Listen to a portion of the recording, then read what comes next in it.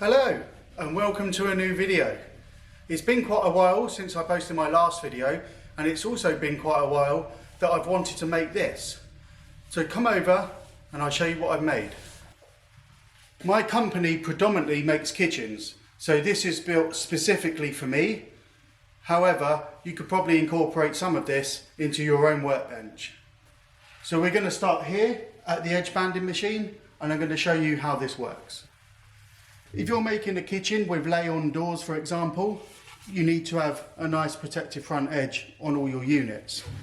So you get your part here. This, for example, is a bottom of a unit, and as you can see, it's made from a laminate chipboard or egger board to be precise. This machine will put a nice edging on the front. This particular piece has a 2mm edging because it's the front edge, and this gives it all the protection and the looks that it needs.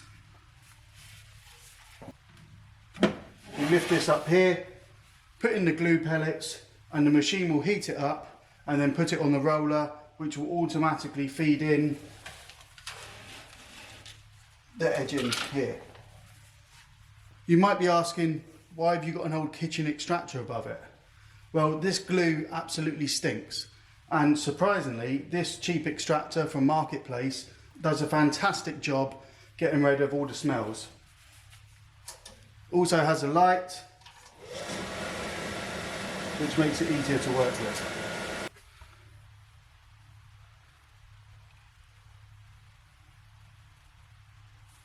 The next stage of this workbench is the drum sander, which allows us to sand all of our parts to the right dimensions with a nice smooth finish.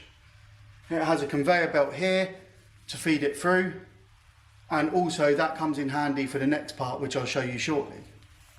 I don't have the extractor on or the drum engaged at the moment because it would be too loud for the video, but it basically goes through there on its own when there's pressure on it, and it will sand the piece. Lovely and smooth. Some of you might be wondering what this bar here is. This sander will sand up to 400mm wide, but what we can do with this support is sand pieces that are a lot wider, for example a door. It supports it, we put it through, we turn it, and then we put it through again the other way, which allows us to get up to 800mm wide of sanding.